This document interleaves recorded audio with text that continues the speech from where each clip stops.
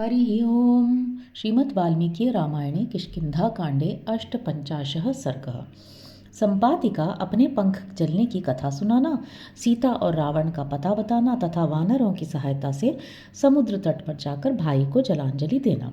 इत्युक्त करुणं वाक्यं वानरैस्त्यक्त जीवितैः स बाष्पो वानरान् गृध्र प्रत्युवाच महास्वनः। जीवन की आशा त्याग कर बैठे हुए वानरों के मुख से करुणाजनक बात सुनकर संपाति के नेत्रों में आंसू आ गए। उन्होंने उच्च स्वर से उत्तर दिया, यवीयान स मम भ्राता जटायुर्नाम वानराः यमाख्यात हतं युद्धे रावणेन बलीयसा। वानरों, तुम जिसे महाबली रावण के द्वारा युद्ध में मारा गया बता रहे हो, वह जटायु मेरा छोटा भाई था।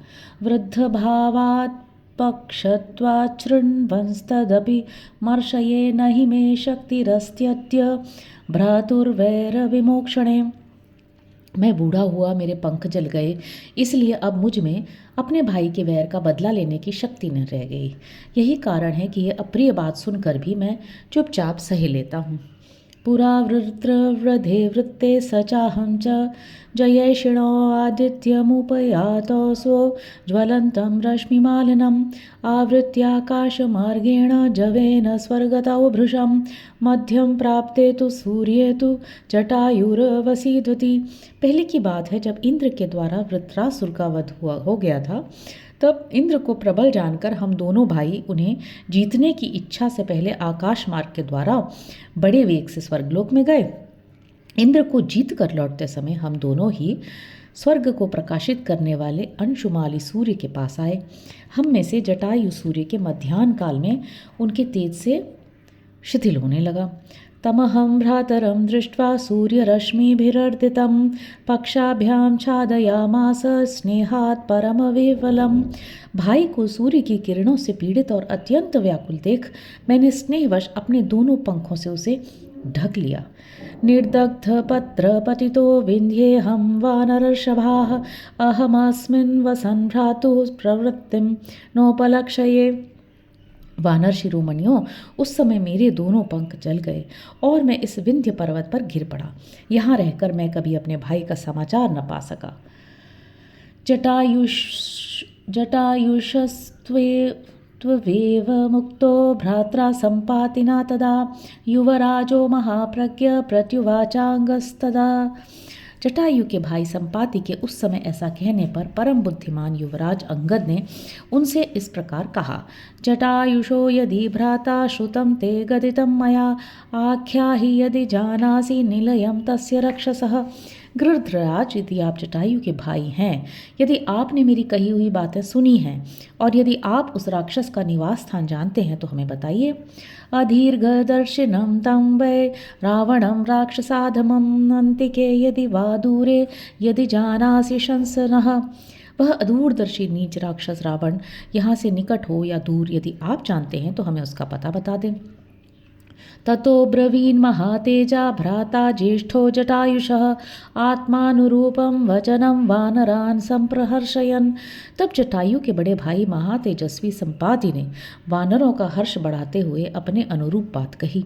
निर्दग्ध पक्षो गृध्रोहं गतवीर्यः प्लवंगयाः वाङ्मात्रेण तु रामस्य करिष्ये साह्यमुत्तमम्।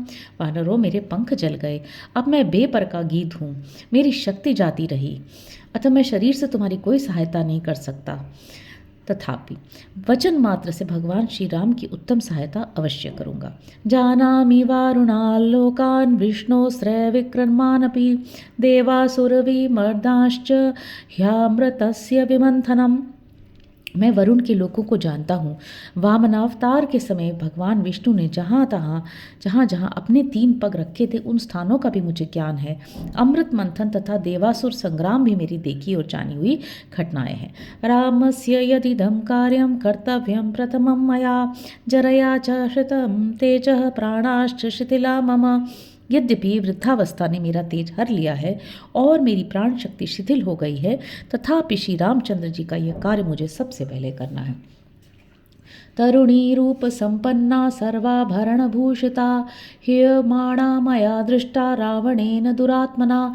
एक दिन मैंने भी देखा दुरात्मा रावण सब प्रकार के गहनों से सजी हुई एक रूपवती युवती को हर कर लिए जा रहा था। क्रोशंती राम रामेति लक्ष्मणेति च भामिनी भूषणान्यपविध्यन्ति गात्राणि च विधुन्वति। वह मानिनी देवी हा राम हा लक्ष्मण की रट लगाती हुई अपने गहने फेंकती और अपने शरीर के अवयवों को कंपित करती हुई छटपटा रही थी। सूर्य प्रभेव शैलाग्रे तस्याः कौशेयमुत्तमम् असिते राक्षसे भाति यथा वा तडिदम्बुदे। उसका सुंदर रेशमी पीतांबर उदयाचल के शिखर पर फैली हुई सूर्य की प्रभा के समान सुशोभित होता था। वह उस काले राक्षस के समीप बादलों में चमकती हुई बिजली के समान प्रकाशित हो रही थी। तां तु सीतामहं मन्ये रामस्य परिकीर्तनात् श्रूयतां मे कथयतो निलयं तस्य राक्षसः। श्री राम का नाम लेने से मैं समझता हूँ वह सीता ही थी। अब मैं उस राक्षस के घर का पता बताता हूँ, सुनो। पुत्रो विश्रवस साक्षात् भ्राता वैष्णवनस्य च अध्यास्ते नगरीं लंकां रावणो नाम राक्षसः। रावण नामक राक्षस महर्षि विश्रवा का पुत्र और साक्षात कुबेर का भाई है। वह लंका नाम वाली नगरी में निवास करता है। इतो द्वीपे समुद्रस्य संपूर्णे शतयोजने तस्मिल्लंकापुरी रम्या निर्मिता विश्वकर्मणा। यहाँ से पूरे 400 कोस के अंतर पर समुद्र में एक द्वीप है जहाँ विश्वकर्मा ने अत्यंत रमणीय लंकापुरी का निर्माण किया है। जाम्बूनदमयैर्चित्रैः काञ्चनवेदिकैः प्रासादैर्हेम वर्णैश्च महद्भिः सुसमाकृता। उसके विचित्र दरवाजे और बड़े बड़े महल सुवर्ण के बने हुए हैं। उनके भीतर सोने की चबूतरियाँ या वेदियाँ हैं। प्राकारेणार्कवर्णेन महता च समन्विता तस्यां वसति वैदेही दीना कौशेयवासिनी। उस नगरी की चहार दीवारी बहुत बड़ी है और सूर्य की भांति चमकती रहती है। उसी के भीतर पीले रंग की रेशमी साड़ी पहने विदेह कुमारी सीता बड़े दुख से निवास करती हैं। रावणान्तःपुरे रुद्धा राक्षसीभिः सुरक्षिता जनकस्यात्मजां राज्ञस्तस्यां द्रक्ष्यथ मैथिलीं। रावण के अंतपुर में नज़रबंद हैं, बहुत सी राक्षसियाँ उनके पहरे पर तैनात हैं।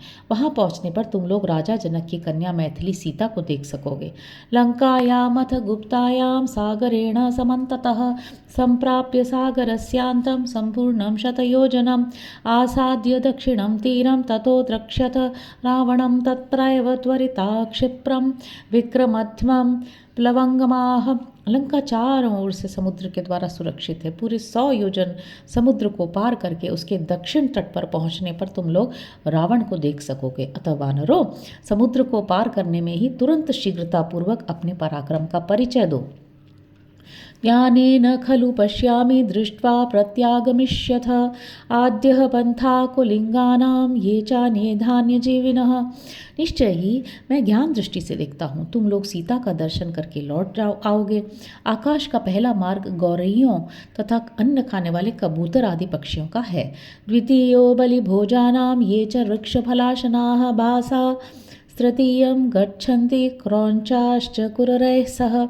उससे ऊपर का दूसरा मार्ग कौओं तथा वृक्षों के फल खाकर रहने वाले दूसरे पक्षियों का है। उससे भी ऊंचा जो आकाश का तीसरा मार्ग है, उससे चील, क्रौंच और कुरर आदि पक्षी जाते हैं। श्येनाश्चतुर्थं गच्छन्ति गृध्रा गच्छन्ति पंचमं बलवीर्योपपन्नानां रूपयौवनशालिनां षठस्तु पंथा हंसानां वैनतेय गतिपरा वैनतेयाच्च नो जन्म सर्वेषां वानरर्षभा। बाज चौथे और गीध 5वें मार्ग से उड़ते हैं। रूप, बल और पराक्रम से संपन्न तथा यौवन से सुशोभित होने वाले हंसों का छठा मार्ग है। उनसे भी ऊंची उड़ान गरुड़ की है। वानर शिरोमणियों, हम सब का जन्म गरुड़ से ही हुआ है। गर्हितं तु कृतं कर्म येन स्म पिशिताशिनः प्रतिकार्यं च मे तस्य वैरं भ्रातृकृतं भवेत्। परंतु पूर्व जन्म में हमसे कोई निंदित कर्म बन गया था जिससे इस समय हमें मांसाहारी होना पड़ा है। तुम लोगों की सहायता करके मुझे रावण से अपने भाई के वैर का बदला लेना है। इहस्थोऽहं प्रपश्यामि रावणं जानकीं तथा अस्माकमपि सौपर्णं दिव्यं चक्षुर्बलं तथा। मैं यहीं से रावण और जानकी को देखता हूँ। हम लोगों में भी गरुड़ की भांति दूर तक देखने की दिव्य शक्ति है। तस्मादाहार वीर्येण निसर्गेण च वानराः आयोजन शतात् साग्रात् वयं पश्याम नित्यशः। इसलिए वानरों, हम भोजन जनित बल से तथा स्वाभाविक शक्ति से भी जा सदा 100 योजन और उससे भी आगे तक देख सकते हैं। अस्माकं विहिता वृत्तिर्निसर्गेण च दूरतः विहिता वृक्षमूले तु वृत्तिश्चरणयोधिनां। जातीय स्वभाव के अनुसार हम लोगों की जीविका वृत्ति दूर से देखे गए दूरस्थ भक्ष्य विशेष के द्वारा नियत की गई है तथा जो कुक्कुट आदि पक्षी हैं उनकी जीवन वृत्ति वृक्ष की जड़ तक ही सीमित है। वे वहीं तक उपलब्ध होने वाली वस्तु से जीवन निर्वाह करते हैं। उपायो दृश्यताम कश्चिल्लंघने लवणाम्भसः अभिगम्य तु वैदेहीं समृद्धार्थागमिष्यथ। अब तुम इस खारे पानी के समुद्र को लांघने का कोई उपाय सोचो। विदेह कुमारी सीता के पास जा सफल मनोरथ होकर किष्किंधापुरी को लौटोगे। समुद्रम नेतुमिच्छामि भवद्भिर्परुणालयं प्रदास्याम्युदकं भ्रातुः स्वर्गस्थस्य महात्मनः। अब मैं तुम्हारी सहायता से समुद्र के किनारे चलना चाहता हूँ। वहाँ मैं अपने स्वर्गवासी भाई महात्मा जटायु को जलांजलि प्रदान करूँगा। ततो नीत्वा तु तं देशं तीरे नदनदीपतेः निर्दग्धपक्षं सम्पातिं वानरासु महौजस। तं पुनः प्रापयित्वा च तं देशं पतगेश्वरं बभूवुर्वानरा हृष्टाः प्रवृत्तिमुपलभ्यते। यह सुनकर महापराक्रमी वानरों ने जले पंख वाले पक्षीराज संपाति को उठाकर समुद्र के किनारे पहुंचा दिया और जलांजलि देने के पश्चात वे पुनः उनको वहां से उठाकर उनके रहने के स्थान पर ले आए। उनके मुख से सीता का समाचार जानकर उन सभी वानरों को बड़ी प्रसन्नता हुई। इत्याशे श्रीमद् रामायणे वाल्मीकिये आदिकाव्ये किष्किंधाकांडे 58 सर्गः। इस प्रकार श्री वाल्मीकि निर्मित आर्ष रामायण आदि काव्य के किष्किंधा कांड में 58वां सर्ग पूरा हुआ। हरि ओम।